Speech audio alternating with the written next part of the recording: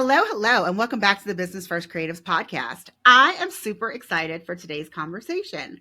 We are going to be chatting with Hannah, and she has been in my world for like 1 or 2 years now via Ashlyn Carter. You guys know I love everything that Ashlyn does, from her courses to her templates.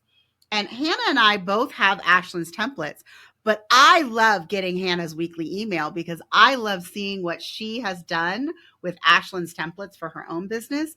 And I will admit, every once in a while, when I'm not very motivated to write one, I will go read Hannah's email and then sit down and I'm like, okay, I can write an email today. Hannah, welcome to the podcast. Well, I'm just, blown away by that. Like, mic drop, we can stop right there. That's awesome to hear. So it's really interesting, guys. So Hannah's going to be here today, but we're not actually going to be talking about, we're not focused on what she does as a business, but we're certainly going to talk about it because you guys know I love to highlight other entrepreneurs and what they do. But Hannah is an awesome website designer. She designs show it websites, but also her emails are awesome. And so we're going to kind of make our way through both of these topics today. So Hannah, how are you doing in your email marketing? Were you doing a good job writing emails before you joined Ashlyn's Template Club? That's a good question, actually, because I didn't get a lot of feedback from my audience in those earlier emails, but I'm kind of a natural storyteller. Like, that is the medium that's easy for me to speak through. And so a lot of times with the templates, even I'll just take like a little snippet and run with it, and the email looks totally different. And so before I got the templates from Ashlyn, I was just kind of winging it, doing my own thing and telling crazy stories, and it just kind of, so having the templates, reined in my focus, so I wasn't, just blabbering as much as the earlier emails. It definitely helps, so I'd have like a flow and okay, this leads to a sale, this makes sense. But I really think just the stories for me has been the big thing, where I'll take any pop culture reference I can find out of my brain, or weird thing that happens at Costco. Like, you probably got that email where I talked about the guy in Costco who is sampling beef jerky, and I'm vegan, and he tried to sell me on it. I'm like, dude, I am not your ideal customer. And it's like, ding, ding, ding, newsletter. Newsletter. So what were you doing? Okay, so first of all, Hannah, let's take a step back. You design awesome websites. How long have you been designing websites? Since 2020, roughly. Started in the middle of the pandemic, like a lot of people have. Like a lot of people. And I started out on Squarespace first, actually, and then when they changed the Fluid engine, I had moved to Show It prior to that, but the way they handled that transition, I didn't like how they treated their customers through that, so that now I don't work on that platform anymore, and I just do Show It. I mean, I'm a Show It fan. I feel like we have a lot of Show It fans in my audience. It's amazing. It's easy to design, to get someone else's template, to put your own spin, to make it completely different, just like you said, taking an email template and doing it. But so you've been in business for about 4 years. How long have you been consistently doing email marketing inside of your business? That's a really good question that I don't have the answer to on the exact date, but I did just notice in ConvertKit, which is what I use for my emails, that I've sent almost 300 emails as of now.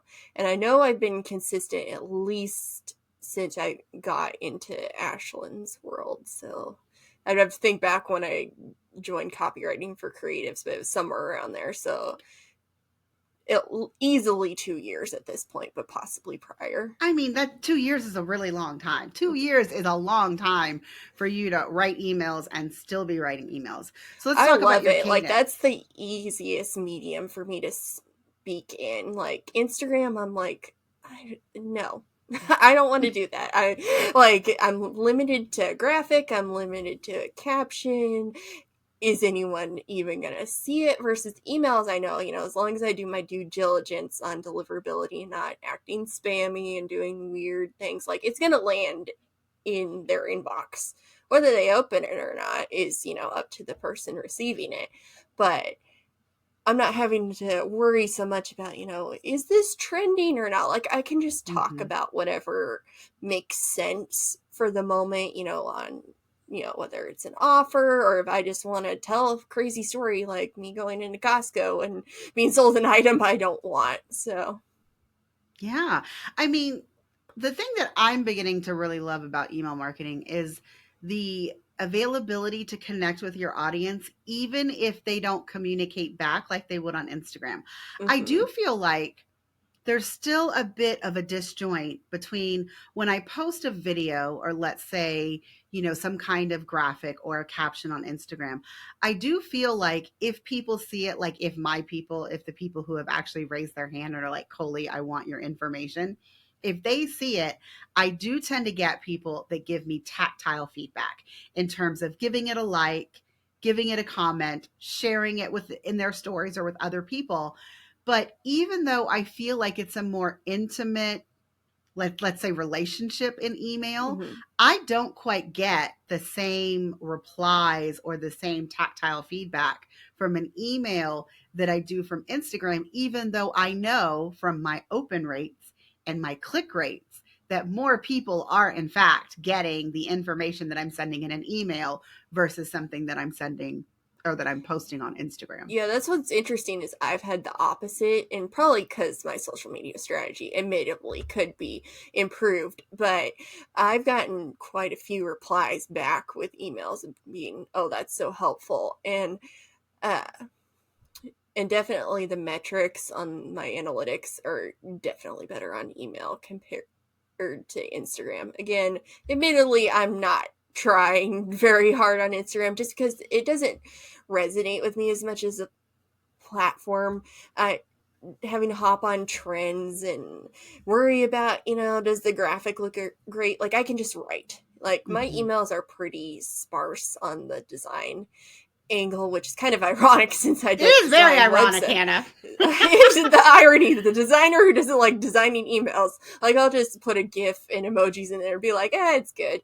But that can be better for deliverability anyway to have less images. So you know what, Mhm. it is what it is. But having the freedom for me to just write and not have to worry so much about, does it work, in my feed or whatever. Like, I can just send what I'm thinking or what content I need to warm up my audience for, and it just goes off into the abyss. People enjoy it whether they do or not, and I don't. It kind of removes the pressure of, oh, this is gonna live forever on Instagram unless I archive it, Mhm. and where I can just be like, do you want this or not? Great, open it. Reply if you want. We're good. But see, that's kind of one of my fears, which this is a really interesting conversation because you and I seem to be on like opposite ends on a lot of things. Yeah. But one of the things that I love about Instagram is if I post it and it doesn't resonate well, or maybe the content becomes outdated, or maybe my opinion changes, like, hey, I used to really bash Honeybook, and now I wish that I could archive all of the posts where I have bashed them on my Instagram. I am actively working to do that currently. But my point is that on Instagram, there is a way for me to like archive. There is a way for me to unshow it. The same thing with this podcast episode. Let's say that for some reason something that we say in this interview becomes outdated, or it's something that neither one of us are no longer a fan of, or just anything like that. I can always go into my podcast editor, cut a snippet, do whatever I'm going to do, and re-upload that audio back into the podcast. Now, granted, anybody who's ever downloaded it previously will still have the old version, but anybody new that comes across this, in search, or if my discoverability gets higher or whatever, they will get the new version. And same thing with a blog. Like, I love to blog, but I'm also one of those people that is not afraid to publish something that I wouldn't call it half done, but I know that there are additional things that I should add, but I do I'll the hit same thing. publish because exactly like in a month or two, when I have more time or I've had a chance to kind of flesh something out, I can rewrite it or add something else and then just ask Google Console to, index it again. But email to me is very permanent. Like, you send that email and it goes into someone's inbox and you have absolutely no control over doing anything to that email again, which is what I think stopped me from writing emails for so long. Because again, it's like that one piece of content that once I hit send, it is completely out of my hands. That's an interesting way to look at it, and I hadn't thought of it like that. And I think honestly most people probably aren't going to go back into their inboxes and look through old emails enough where you have to worry about that per se, but I'm pretty much just the type of person where I'm like, it goes out, it goes out. If I said something weird, whatever. Yeah, like for me, it's harder if I'm like doing a podcast or teaching in a group and I say something weird and I'm like, it's going on video forever. That's where I start freaking out. If I just said something weird in writing, like most people skim through stuff anyway, unless it's like an actual book, their emails. Mhm. I don't know if the 20% copy rule applies, with emails. It might be a little bit more that people read, but, the odds of them catching something weird, it's like, am I really that concerned? But that's just me. Like, I'm Mhm. really comfortable with it not being perfect. Yeah. So I don't want to skim over the fact that you said you're getting a lot more replies to your emails because, like, I think that that's important. So, Hannah, what do you think is the reason that people are choosing to hit reply and actually talk back to you and say, oh, that's helpful? Like, do you have particular call to actions? Do you think that it's the storytelling that you're doing? Like, why do you think people are hitting reply and telling you and giving you feedback on your emails? Honestly, I think it is the storytelling because I don't usually do a call to action of please reply to this unless it is more of a sales email where I'm like, if you have FAQs that are not answered here, please reply, I'm available. But I usually don't do that call to action on my regular weekly newsletter. I should probably try that. I'll write that down after this. But they've just been kind of random. So then I'm like, well, it must just be the storytelling is what I come back to. And I think a lot of people get discouraged with storytelling where, you think it has to be some big crazy thing that happened where it can just be, these are the emotions I'm feeling today. Mhm. And, segue really quickly into, that made me think of X, which then leads into this content. Like the segue is your friend. Like the story can be so short. Like I'm sitting here drinking iced coffee and moving on, like just some little bits and pieces of your personality to create a connection. So then people feel like, you're a friend to them. And then they're going to keep reading. That's, I think, what's key is giving little snippets that hook people in, and then they can it keeps the scroll and the reading where they're like, oh, maybe I will click on that. Versus if Yeah. you don't catch their attention in the beginning, they're going to skim to the bottom and be like, okay, next, moving on. I've got 5,000 other emails. Well, and I mean, good storytelling to me is what keeps me looking for your email in my Mm-hmm. inbox in order to read it the next week. I mean, I tell people this all the time, but just to say it again, every time I sign up for someone's newsletter, I am actually using an email that is specific for newsletters. Now, it all gets dumped in the same like Google account, but Mm-hmm. it all gets filtered into a folder that's like read later. And so when I read, every once in a while, like let's say when I'm sitting outside of my kid's school waiting for her to come outside, I go to that folder and that is when I am scrolling. And sometimes I will look at particular subject lines that like catch my eye. But a lot of the times what I've started doing now is like, let's say Ashlyn's email or your email or anybody else's that Brittany Herzberg, for example. Like I really enjoy reading all of your emails. And so I've started filtering them into a different inbox in a different folder so that now I can read those. And then if I still have time, that's when I go to the read later, which if anyone gets like really grossed out by huge numbers, I'm pretty sure it has 16,000 unread emails like today. So I'm just telling you, all these emails just go in there. And it's funny what you said about you don't think that people go back and read, because here's what I will do. Like if you all of a sudden are selling something and I just now noticed it in my inbox, like let's say you happen to be at the top of my read later folder when I open it and it caught my eye, I will actually sit down and search for your name in that folder and then go back through and read like 10, 15 emails that you read so that I can get a sense of you and maybe your storytelling, but also the different products that you offer, the services that you offer. I will usually do that before I click on a sales page to go read your sales page. And I That's know there's not a very lot of people. interesting. I mean, I know a lot of people are not like me, Hannah, and that's okay. I'm the complete opposite. I am like inbox zero constantly. Like I'm deleting, I am putting it in a folder. Like I am naturally more of a messy person with other things, but my inbox, like, go away, please. I need you organized. Well, all my client emails, I will say, all my client emails go in a different folder. So, like, I don't quite know one. Anybody that's listening to me, if I tried to say I did inbox zero on that, they would be like, you are a liar. But I will say that has much less emails.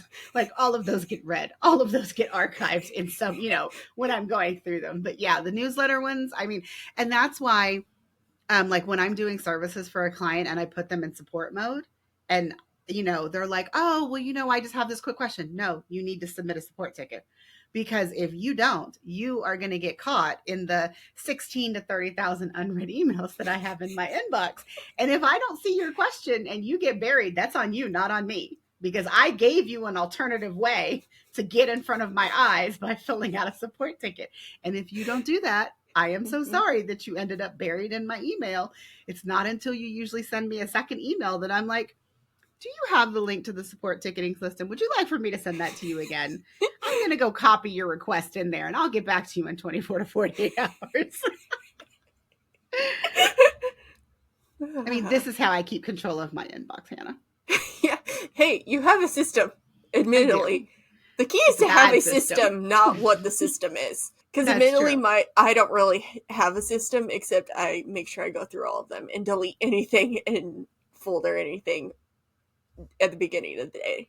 That's my system, because I'm not getting probably as much traffic in my inbox as you are. I'm definitely operating on a smaller scale, but it's definitely not something to brag about. Like all of my unread emails. It's funny. Sometimes I'll be somewhere and someone will I'll show them my phone for something and the gasp. And then I automatically know, oh, it's because you saw how many unread emails I have. Okay, I'm sorry. If that number bothers you, I can put it in a focus mode where you won't see that number. It's all good. Well, you know what I want to talk to you about now, Hannah? I want to talk to you about maybe your process, because the Costco thing, that's one thing. That happened to you. You sat down, you wrote an email. Mm-hmm. But when you get a template or you get an idea from something that someone else wrote that you saw in your inbox or whatever it is, what is your process? And maybe how are you keeping your emails organized? Where do you write your emails? Just talk me through how you would write your newsletter for next week. So I have a Notion board with all of Ashlyn's templates linked, and I just sit down every Monday. I grab one of them, I write an email, and then I send it. I'm pretty chill, and I can do it really quickly because I have gotten into a rhythm where it becomes natural to me, where I can do it last minute like that. Or at one point I was doing more where I was, bulk, writing them to make sure I, had my calendar planned out. But now I've gotten to the point where me doing it at the last minute actually works better because I spend less time on it, which sounds counterproductive, but I believe it's Liz Wilcox who said this, something to the effect of, if your newsletter takes more than 20 minutes, you're doing it wrong. You're doing it wrong. I'm misquoting her probably, but something like that. And that's kind of the philosophy I've taken on, where, admittedly, sometimes it probably is longer than 20 minutes, but if I can't get it done in a quick work section, I'm overanalyzing. If it's a sales email where I want to make sure, certain details are included, and, here's some imagery, here's, the correct links, so I don't have to send you another email with the actual links, then I'm going to take more time. I say that like I haven't done that before, but we've all done that, Hannah. We've all done that. I'm sure I've done it multiple times, but for just the weekly, making a connection, I'm not putting a lot of, stress and worry over it, and I think that to an extent makes it more relatable. And if your brain works totally different than mine, which odds are it probably does, that's you're gonna be overwhelmed by me saying that, but if you're struggling with email marketing and you're like, I want to get better at it, just set a timer for, I don't know, an hour, take some of the stress off the 20 minutes. But if it's taking longer than an hour, you're really being too hard on yourself. Too hard on yourself. Mm-hmm. But, set a timer for whatever chunk of time you want and just write. See what happens, Don't overanalyze, You might surprise yourself. And, if you can't think of a story, don't worry about it. Start with, a bullet list of, what content you're pushing to. Instead, I know Ashlyn is one where she has to start with, like, what is the, stack of whatever content or offer. And I'm the opposite, where I'm like, I have to start with the hook, because if I don't get that right, no one's going to care about how great my list of things in the content is. But that, again, everyone's brains works differently. So I think just finding whatever rhythm works for you that gets you in a flow where you're not worrying too much about it, but also worrying enough that you're not driving yourself crazy. Yes. It's funny that you mentioned Liz. Liz has been on the podcast twice. I'm like, we didn't really talk about emails either time, which is, well, actually the first time we talked about how to make friends with your welcome series. I believe that was the first time that she was on this podcast. But you're right. Liz Wilcox is like it shouldn't take you any more than 20 minutes. And she's basically like, I feel like today my email that I sent my list was definitely inspired by like Liz. Like it had a little update at the top, and I had 3 things that I wanted to say. And then I said, okay, now I did do a call to action. Coming back to you don't tell them to reply. This is airing in February, but Hannah and I did record this in November. And so I sent an email out that was like, I really don't think I'm going to do Black Friday this year. But if you were hoping that I was going to have a Black Friday sale, hit reply and tell me what it was that you wanted. And I will say I got quite a few replies today, just off me telling them, hey, hit reply. And it was funny because I didn't think about the 16,000 unread emails in my inbox when I did this. I was like, why did I not just give them a form for them to just type it? And then I could have looked at it outside of my inbox. That was my mistake. I take full responsibility. But when Liz tells you how to write a newsletter, she basically just wants you to start with an update on your life, an update on your business, whichever one it is, 1 to 2 sentences. And then she says, just tell them what they need to know. If you don't have the energy to do anything more than that, that is what you should be doing on a weekly basis. And so I will say for myself, I think I do like a balance of like what I would call like a really good storytelling Ashlyn template, and then a Liz Wilcox email where I'm like, that's hey, somewhere where I've landed, exactly. Is in the middle, merging the two of them. And I definitely go heavy-handed on the story aspect, because like I love Disney, like I'm borrowing a story from them, weird stuff happens in Costco, boom, I'm in a hurry, like I have no time today, that's my story. That happened once where I'm like, I do not have time to write this email, here's your content. You're like, hey, I'm going to use my real life in order to get this newsletter out, and hit send. Because a lot of it is, like you said, if it's taking you a long time, you're probably working too hard. You're probably stressing over the wrong thing. You just need to get it done and hit send, and then like basically move on. Like, don't worry about what you should have put in there. And the only time that you should actually go back is if it was a sales email and you told them that you were going to give them a link, and then you realize none of your links work, or that you put the wrong links, and then you immediately send your audience oops, I made a mistake. Here's the real links in this email. Please click on one of them if you are interested. Please and thank you. I think I actually have had to do that with a newsletter, admittedly, now that I'm thinking about, like, oops. But that can actually be good, because it proves that you're human. Like, so much is, everything is automated, and then we have AI coming in with the robots. Like, I think now more than ever, we need to prove we're human to people. And if that means making a mistake to do that, I'm all for it. Like that, have a typo over here, you want to be professional still, but little, nitpicky things, it's like, don't worry about it. Like, I think it makes you appear more real. And less polished, and then people can relate to that, being like, oh, I just did that in my email too, or, oh, that, whatever it is in the story Mm-hmm. that you're telling, they might resonate with it. Some of this is going to depend on your audience too. If you are more of a professional sphere, if you're a lawyer, you probably want to take a little more time to polish things so that people Yeah. don't wonder, are there typos in all of your contract templates? and But exactly, like, you're a lawyer. Should I really be having you write my contract if your email has this many typos? Maybe not. yeah, so if you're a lawyer listening to this, please ignore half of what I'm saying and be more polished. But if you're in the creative space, which I'm sure most of you are, because this is we're on Colie's podcast, you're creatives, most of you. Allow yourself to be creative. That's what you are. That is what your business is based on creativity. So just see what happens and write your email.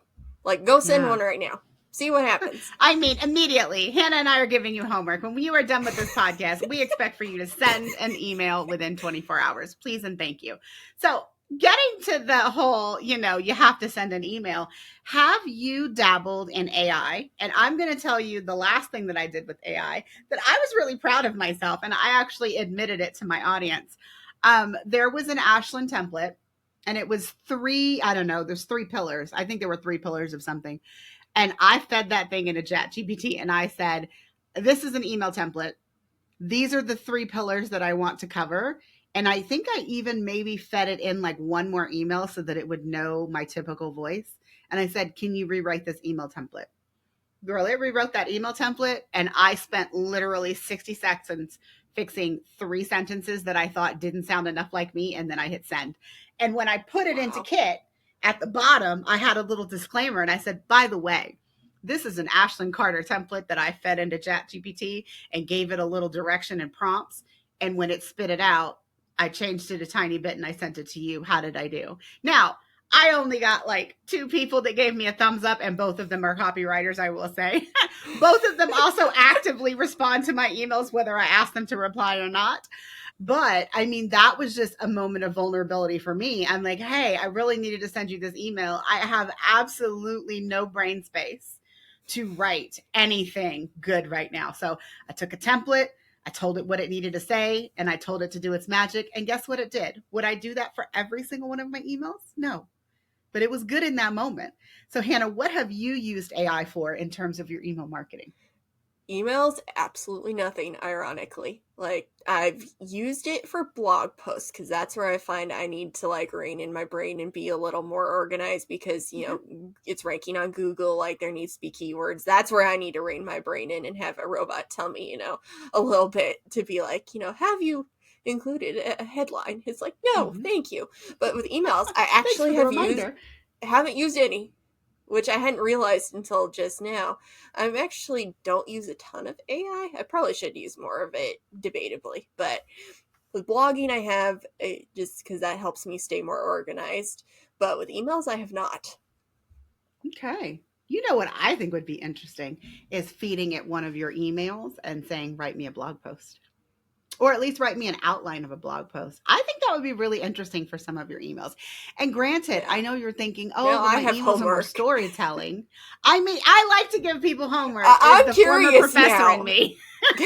I'm curious now because I have fed it in to like try and see what it would do if I changed it to like a specific holiday, like see what Mm-hmm. kind of quirky humor it would put in. Like I took in it one I had sent randomly and said, make this Halloween, make this Christmas, and I'm like, this sounds nothing like me because Mm-hmm. one thing with AI when I did that test, I've noticed if you have something really story driven and then ask it to change it, it's gonna come out with some weird stuff that Okay. doesn't even make sense.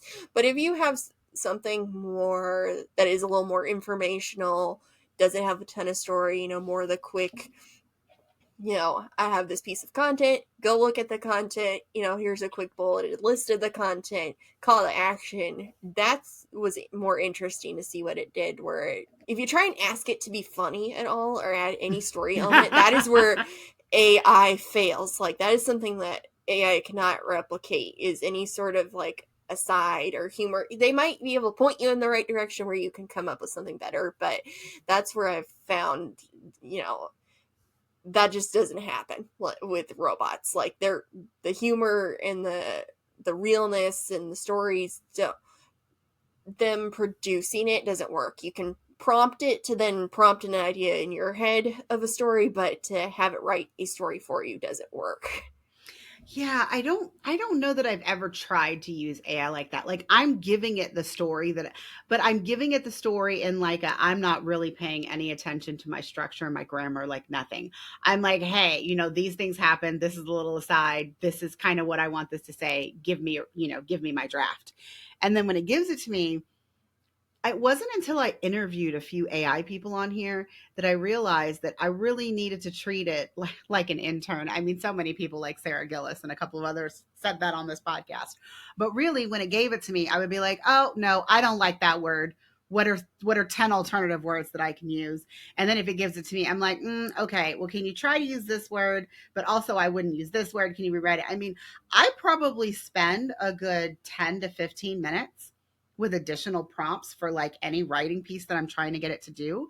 But I have realized that what it ends up producing in the end is still something that I can edit easier than I could if I sat down with a blank screen and tried to actually Mm-hmm. write like the structure. Because the structure is what normally gets me. Unless I'm doing like my short Liz Wilcox, hey, here's my update. Here's the shit you need to know. Please and thank you, goodbye. Like I can just churn those out. But I mean, I find those to be rather boring to read if that's all I'm sending on a weekly basis. So I really do want to, throw in some little better emails. And usually I'm good at reading someone's template, whether it's Ashlyn's or someone else's template, and then getting an idea of what to write. But that particular time, I was like, it really needs to be this email, but like, I just do not have the brain to like try and redo it. And I don't know for the listening audience, if you're thinking to yourself, "Ooh, I really want to try this." I don't know if what it gave me from a template and then me feeding it a couple of pieces of information, I don't know if that would have been as good as what I've got, because if I had left out the step of giving it hey, I recently wrote this email. This is my tone. So, training the AI Mm-hmm. to like read your, blog post or your emails and kind of figure out how you talk and how you write. I do think that that's a really big piece of trying to get Yeah. it to produce anything, whether it's funny and it still sucks at being funny, or whether you're just trying to get it to turn something Mm-hmm. out.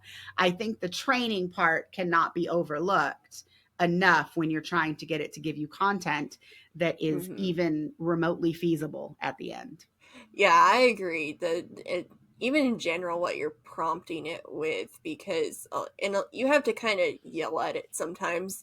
Like when I'm doing blog posts, where I'll be like, "No, that is incorrect. Try again."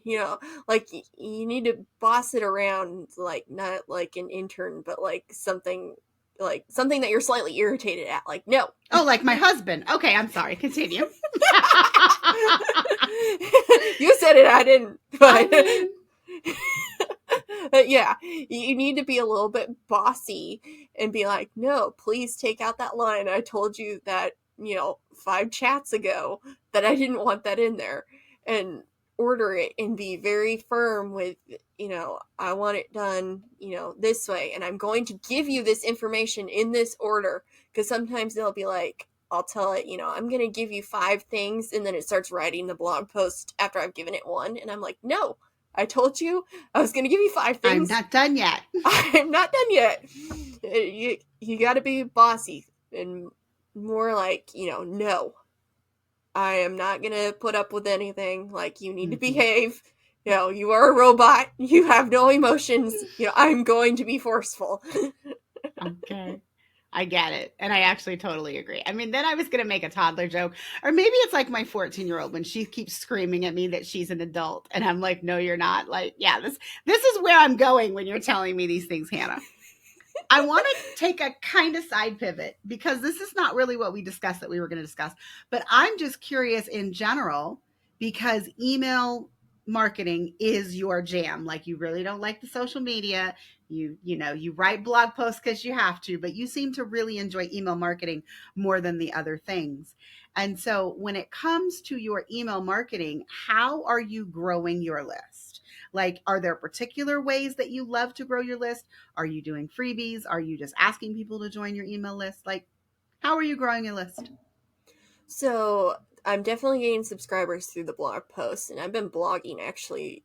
Well, I say I've been blogging. I've taken a break from that, doing it regularly, but I was doing it quite consistent before the emails. So I have a backlog of blogs, and so I think that's what helps with the newsletters too. Is that like I have a vault of content that I can just pick from and send, and so that makes it smoother with the newsletters because I don't have to think of, oh, I need a blog first and then I can write my newsletter. It's already ready there for me. But so I'm getting subscribers through the blog posts that have been up there for a while. Pinterest, I've not seen as much success as I would like, which I've been trying to figure that out for a while and haven't quite hit the golden ticket on there. And I do think that is an untapped resource for most people. I've just not figured out how it works for me. And then Instagram, I've gotten quite a few through ConvertKits, or I guess they're Kit now. Their creator network is where I've gotten quite a few subscribers. I will say those leads tend to be less valuable because I agree. When they're signing up, there's less of an awareness of who you are. They haven't seen your content before. Those are the ones I tend to have to clean off my list quicker because a lot of times they'll never open an email at all. And it's why did you sign up for this? At least open the first one. If you filter off, life happens. But you signed up for this and then it completely escaped your mind. Not even opening my emails. Come on, dude. You know I pay for you to be on my email list, right? Yes. You're right. When I go through and, a lot of different email marketers have a lot of different opinions on how you should scrub an email list. I don't bother running people through a cold scrub automation. If I look, and first of all, if it's not your real professional email, in that it's some googly glop at gmail.com, no, you're the first to go because there's no way that you're actually using that email on a daily basis. So those are usually the first people that I clean off, especially if they came from the creator network. Because again, like you said, less awareness. But I mean, there's always a couple people that you get from the creator network that really are your people, and you may not have come into their world if they hadn't discovered you through the creator network or someone else who's recommending you on the creator network. So I do think that was a really cool feature that Kit came out with. Yeah, I really last year? Has it even been out for a year? Honestly, I don't think it has. Because I remember for me personally, it might have been a year because I remember I got in when they called it a beta. I jumped in really early.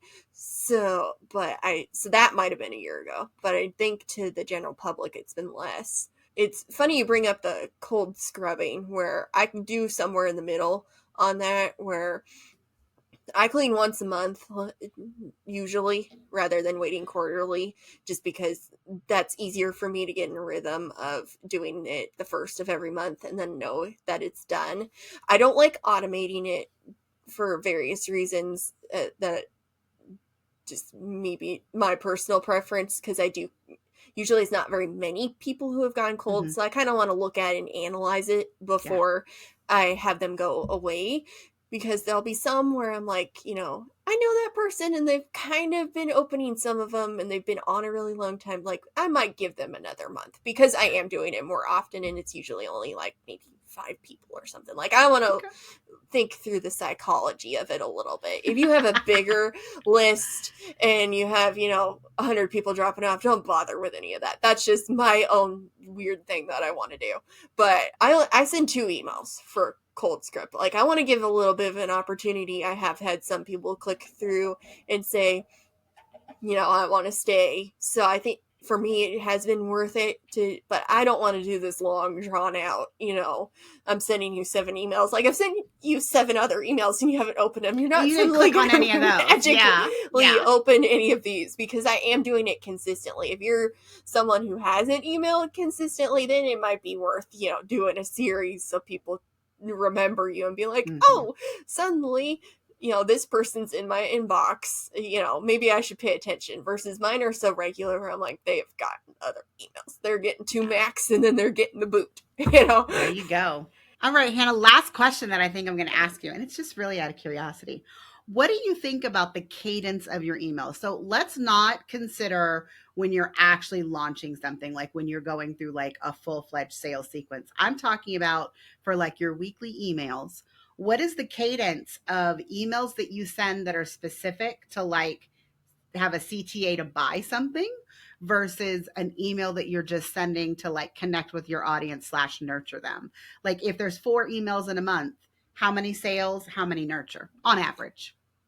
I usually do more nurture, and if I do throw in a sales one, I usually do it to an affiliate where I like specifically want someone to go to Ashlyn or the Mm-hmm. legal page or something where I know they're having a sale and I don't want to do 50 million emails and do like a launch with that and something fancy where I like want people to know that, this is happening, or there's this webinar that I know is going to get them, on my affiliate link, and let the other people take care of sending more emails.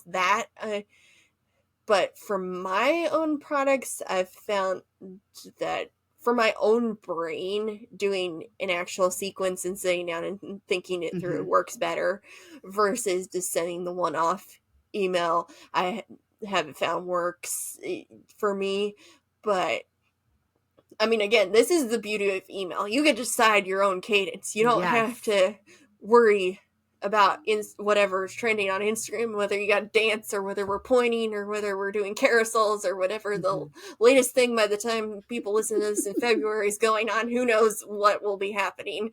Maybe, IGTV will come back. Who knows? It probably won't. IGTV is not coming back, Hannah, but that's a good one. Like, seriously, who knows? Like, it could be everyone's decided that, we're only going to show our pets on Instagram. You have zero control over it. And I've had my account taken down temporarily twice from doing absolutely nothing except Wow. existing on the platform. So that's part of why I haven't put as much focus on it, Effort. because I Mm-hmm. don't own it. Versus, the email, if I do my due diligence, it's showing up in the inbox. I'm the only one to blame if something happens where, if I don't get as many sales as I wanted, maybe it's because I didn't grow my list. Like, it's on me, which I'd rather take that responsibility and run with it and see what I can do with it than worry about pleasing Mark Zuckerberg. Yes, I agree. Hannah, I mean, thank you so much for coming on the podcast to just talk about email marketing in a way of what you just do with your business, because I find it so fascinating. If the listening audience wants to connect with you and more importantly, get on your email list, Yes. where can they find you?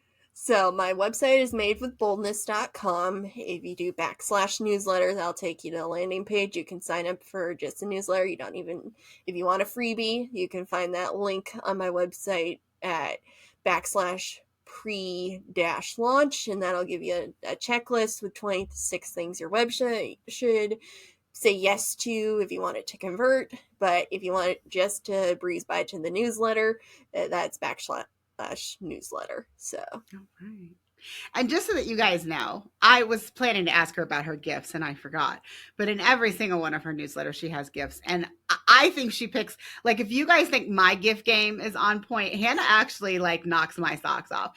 And there are so many Princess Diary gifts, which I love. I mean, some of you guys listening might not be old enough to have seen Princess Diaries. I don't know. I'm feeling older by the day. I'm definitely younger than you, and because I don't have a 14-year-old, I can do that math. But this is where my brain is right now. You said you were tired. I'm even worse. But and I totally just lost my train of thought. This is another reason why I find email, because I can edit it. Versus I randomly said something on another training I was doing where I randomly said the word platypus out of nowhere, and I'm like, what am I even doing? Platypus, Hannah? Okay. This is why I need to be writing, because like I will say random stuff talking. Like half of your listeners have probably like worried about me at this point because I've said They have something not, random. Hannah. But like, who knows what's coming out of my mouth when speaking? But when writing, I can edit it and make sure that I'm not saying something totally weird, and and and I can have that.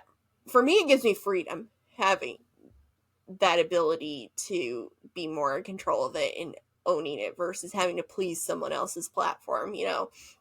Where someone comes on my list, they want my content or they don't, and I can, if they resonate with that, so be it. But whichever way it goes, but I don't have to worry about someone else, dictating what my content's going to be. As long as I know that my audience resonates with it, that's what matters at the end of the day. Yes, ma'am. Hannah, it was so good to see you on the computer. And guys, I always talk about my systems. So I was in Squadcast when this started, and she was in Riverside. Tiny Cal, my calendar system, sent us each to a different place, but it's okay. We got together. We got to record this episode, and I am excited now that you guys have gotten to hear it. Thank you so much for listening, and thank you so much for joining me, Hannah. And everyone, that's it for this episode. See you next time.